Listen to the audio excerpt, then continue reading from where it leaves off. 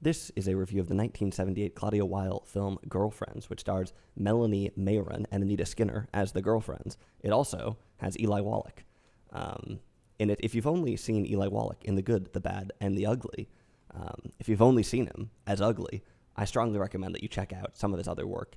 He was a very serious actor with an esteemed career. This is an extremely low-budget independent film. I don't know how Eli Wallach became involved in it, but he's very strong in this movie. Of course, the bulk of the heavy lifting is done by the two women in lead roles, Melanie Mayron and Anita Skinner. You might not have any idea who these people are. Anita Skinner, in particular, had a very short career in film, and I had never heard of. I think she might not even have a Wikipedia page, actually. If you want an example of why you shouldn't maybe take IMDb ratings at face value, this movie is a great example. I think this is rated 7.2 with around 2.2k votes, 2,200 votes. This is a great movie, so that rating is ludicrous. This is one of the best movies I've seen in a long time. I think you'd have to go back probably to I Never Sang for My Father on this channel to see another movie that can really be in the same ballpark in terms of just how good it is. I also think that rating doesn't really represent the actual reality in the world, because this is one of the better-known, extremely obscure independent movies, I think. People do know about this movie to some extent. You can look up interviews with Claudia Weil. You can get the nice Criterion Collection version of the film and such. This is by no means an unknown film, but certainly it should be more known than it currently is. Like I said, this is a phenomenal movie, a remarkably subtle and sensitive film that's extremely revealing, extremely warm, extremely incisive, phenomenal movie with tons of virtues that I will talk about in depth. If you want to get a film bro mad at you, maybe the best way is to simply ask him to name 10 directors who are women. This will put a lot of people on the defense. This will put a lot of people who think they know a lot about movies on the defense. In truth, I think I could answer that question. But this is, I think, the first movie we've done on this channel that's directed by a woman. Is that misrepresenting historical reality? Is it grossly skewing the demographics of Hollywood directors? Sadly, it isn't. But it is not the whole story. So, hey, I'm glad. It makes me happy that I stumbled onto this movie and watched it and can talk about it and bring this to light with the tiny audience that I may have, the people who may stumble on this, or if you already know about it, hey, we'll just talk about it. You wonder when watching this movie why the heck Claudia Weil isn't any more famous. It's obvious that she is extremely talented director, virtuosic in terms of style, in terms of her observations, the details in her movies. Incredible film. And you wonder why. She didn't have a prolific career making more movies like this. To some degree, this is a political question. To some degree, it's an economic question. It's about circumstances and culture.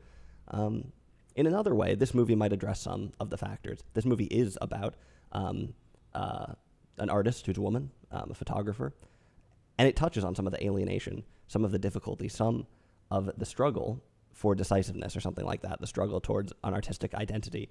And this is not really political, and so I would never claim that those sort of things are necessarily the reason why there aren't more women directors. Certainly not. But does this movie tell the story, perhaps, of somebody who's struggling to make it in that context? I think it definitely does, and so is in some ways maybe part of the story of Claudia Weil's own struggles and her own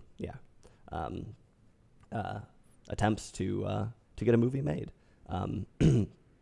This, like I said, is not a political movie exactly. It's also not, I would say, a women's film or whatever. Certainly is not a chick flick. It's a film that, well, for one, has a lot of different characters in it. Plenty of men in this movie, but it's also just a movie that I think has completely universal appeal. So if there's any hesitation on your part as a man to watch a film called Girlfriends, that's kind of dumb, and you should just watch it. What is this movie actually about? Well, it's about roommates, soon to be former roommates. These are the girlfriends. The movie opens with one of the roommates getting married, or one of the roommates telling the other that she's going to get married and that she's going to move out. A cleft of the domestic. Here we don't see maybe it's the traditional breakdown of the familial unit that you might see as the sort of dynamo of drama in some 1940s or 50s films. But in some ways, a similar thing is happening. The stability of this sort of household unit, the roommates, is broken apart. And we will go on to follow one of these characters' exciting new life as she gets married and travels and goes on big adventures. Actually, we don't. We follow the other character who is left behind, who now has the apartment all to herself, has twice as much rent to pay, and fewer people to talk to and commiserate with. There's an interesting line in this movie. You don't see the wedding exactly, but you hear from Susan, this is the main character, the roommate who does not get married. She says that at the wedding she catches the bouquet, but then she drops it. This is a movie that is not about main characters in some sense. It's about background character. It's about a supporting character, somebody who traditionally would not be the protagonist. Exactly. Somebody who is, I don't know, maybe the funny character, the comedic relief, maybe not traditionally good looking or something like that. Sometimes these characters are sort of ethnically marked as well, and Susan in this film is Jewish. There's some movies that have characters like this in prominent positions. I think of Claude Sauté's film A Heart in Winter, which has Daniel Auteuil as a violin maker, who is very much a secondary character who's in the forefront of that film. But for the most part, that's not how movies are made exactly. This is, in itself, one of the main virtues of the film, but it also, I think, speaks to, well, includes you into the kind of sensitivity and the sort of focus that this movie has, not on decisive, dramatic events, but on uncertainties, insecurities, hesitations, and things. And if you've seen any of my other reviews, you know that I'm very interested in that kind of thing in film. So this is a shy person in some ways, Susan, and an artist, a photographer, right? We see her capitulating. We see her going back and forth. We see her coping, attempting to cope. We see her being tormented by all the quotidian minutiae, little things that pass through her world that have an outsized significance. Not outsized exactly, but that have an extreme significance, right? This is in some ways a film that is extremely hard on its characters, laying bare some of their uncertainties and struggles, but is at the same time an extremely warm film, a humorous film, but also an empathetic film. So, once out on her own, Susan has a series of misadventures. One of the first ones, I love this, is she gets a haircut. She thinks her hair is sort of not flattering or something like that. And so she goes to the barber and sits down and suggests one hairdo. The barber says, "No way, can't do that. That wouldn't work with your face shape, but don't worry, we'll make you look great." Asks her to take off her glasses. She says, "Well, I can't see without my glasses." He says, "Well, don't worry, I'll do the looking." Then we get a hard cut to the next day where she has another haircut that is equally as unflattering, essentially. And in here we have a moment of humor, but we have a lot more than that too, right? So, like I said, on the surface level, it's pretty funny. But we also have, I think, a much more sensitive look into this character's attempts to shape her own identity, attempts to belong in the world in a certain way where it feels like she's kind of stuck in some ways. It feels like she can't quite do that, like she can't quite come into her own, like she's having trouble becoming the main character or something along those lines. Then at a level below that, there's also an undercurrent, maybe a political undercurrent, right, with the barber as the man, the woman without her glasses, unable to oversee the makeover that she's getting. Out of control, powerless, and out of control.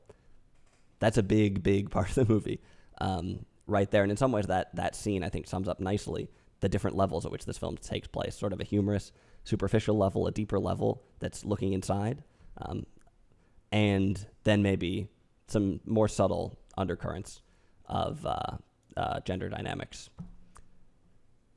Next, well, like I said, these are the misadventures. There's another misadventure involving a bit of an absurdist relationship. Susan goes to a party and meets a man named Eric. And like I said, this is a sort of an absurdist thing that goes on. The conversation they have is dry to excess, as if foregrounding the logistics of the relationship to underscore just how hopelessly uncertain we are about meeting new people, right? How do we know if this random person we've met at a party is a person that we should have in our lives? How do we know what we want? How do we know if that person can provide it? All we have to fall back on, perhaps, are the mechanics of small talk, the exchange of numbers, things like that, the routines, the motions, and such. This relationship really seems to foreground that. Although this relationship goes on, I'm not going to get into what may or may not happen, but Eric is a great character in this film, and that's a really interesting component of the movie. There's also misadventures involving the rabbi, so Susan, Jewish, like I mentioned, and she has some interesting interactions with her rabbi. This is not, I would say, a theological film exactly, but there are some religious elements to it here and there. I think this movie has been promoted to some degree by various Jewish organizations or something like that, as a film about Jews and made by Jews or whatever. And like I said, I don't see this as a theological film, but there are some religious elements to it. There's also misadventures in the art world. Susan trying to get her foot in the door. Susan bumping into other artists, other friends who have established themselves and not understanding the path between where they are and where she is. Not being able to find a way to control, not being able to turn the knobs of the world. Exactly. There is one element in this sort of misadventure section that might make you scratch your head or might make you put off a little bit. It's slightly out there. I thought it was fine, even a strong element of the film, perhaps. But there is one thing, I'm not going to say what it is, but if you watch the movie, you'll know. Doesn't last very long. Don't worry about it. There's a lot of great little moments in this film. Like I said, the haircut scene, like I said, Claudia Weil, extremely observant director. And it, I think, shows maybe that she has a background in documentary, the way that she stitches this film together out of a lot of smaller moments, as if it could have even been a documentary made with a bunch of different characters, some sort of cinema verite thing, seeing various people doing things on the street or whatever. Instead, it's all joined into one sort of narrative arc with one character or whatever, but a lot of it is little moments. We have the little moment in the barbershop. There's a ton of other ones. There's a little moment of Susan trying to set up a hammock and sit in it, right? Perhaps you have experienced the physical uncertainty of the hammock firsthand. You can maybe understand how this would be a metaphor in some ways for the ungainly procession through young adulthood that some people might face, particularly after being abandoned by their roommate. Also worth noting, of course, that the hammock is the furniture inside of the domestic sphere or whatever, so it is literally part of the project of rebuilding the domestic space, sans girlfriend. There's a great moment where Susan, in the presence of the rabbi, sort of curses. She says, Jesus. The rabbi says, huh? Who? A great humorous moment. This is a funny movie. There's also a lot of stylistic elements of this film that are virtuosic, I think is the main way to put it. For instance, there's a transition early on in the film when Anne, the roommate, leaves. When she goes to the wedding, you get photographs of the wedding sort of flash up on the screen. Photographs, by the way, taken by Susan, the photographer. And you hear sort of the audio from the wedding, but you don't see anything besides the photographs. And then as the audio keeps playing, you see a paint roller going over a wall, changing it from beige to red. And you can see just from the description of the elements, perhaps all of the different metaphorical significance potentially in here, all the different elements that are being woven together. But the stylistic impact is something completely different that you can probably get only by watching the movie. Point is, it's a wonderful transition that bears with it the force of the events, that does somehow manage to convey through quite simple series of images the significance of the wedding, the loss of the roommate, the loss of the girlfriend. Like I said, virtuosic style. There's another moment where Susan goes to visit Anne when she's living with her husband, and you see Anne at first. The first shot you see of Anne has her standing kind of at the end of a hallway. There's a wall and then a doorway and a hallway, and she's kind of at the end of the hallway, and she's wearing these yellow gloves because she's been cleaning something. And the way that shot is composed, the way she's placed back in the background, the way she's down a hallway, and the way that she has on these yellow gloves really just seems to hammer in a new sort of distance, a disconnect, how she's unreachable or something along those lines. So many great moments from this movie. In that visit, Martin, Anne's husband, is trying to learn Italian from some sort of cassette tape or something like that. He's exuberant about it, but perhaps slightly naive in some ways, although not entirely. Very strong character, like most of the characters in this movie. Very strong. His speaking Italian, just for me, somehow it's one of these moments that rings so true. It seems like it's happened to you, even though it hasn't. It just seems exactly like the kind of thing that would happen. You know what I mean? There's stylistic things. This movie has great music that I think weaves in nicely with everything that we've been talking about already. So some people come to the movie Girlfriends because they hear... got to sneeze here. Maybe not. They hear Stanley Kubrick having discussed it at one point. I think he gave some interview where he greatly praised the film.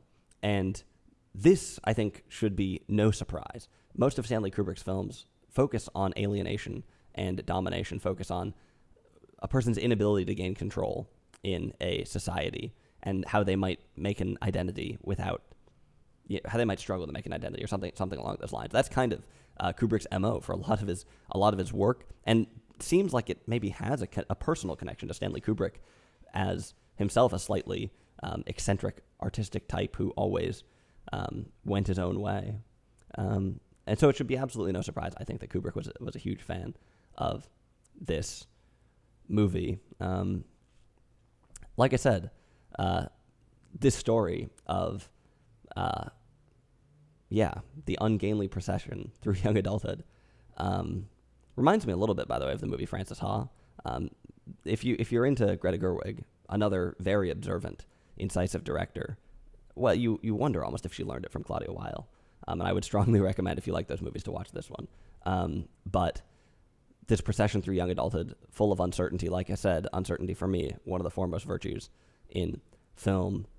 This movie is just so free of any kind of moral mechanisms, any kind of didactic, any kind of 1950s classical style, just so separate from that, playing a different game entirely, giving us an uncommon character in total candor, seeing the uncertainty, the fortune and the misfortune of life all rolled into one. As I mentioned, this is maybe a proxy to some degree for Claudia Weil's own adventures through making art as a woman, something along those lines. And like I said, it's just a shame, I think, really, that we didn't see more movies from her. Claudia Weil is still alive, and I guess we just hope that she somehow finds the opportunity to make another film, because like I said, Girlfriends is a phenomenal movie in every regard, and one that I strongly recommend that you watch.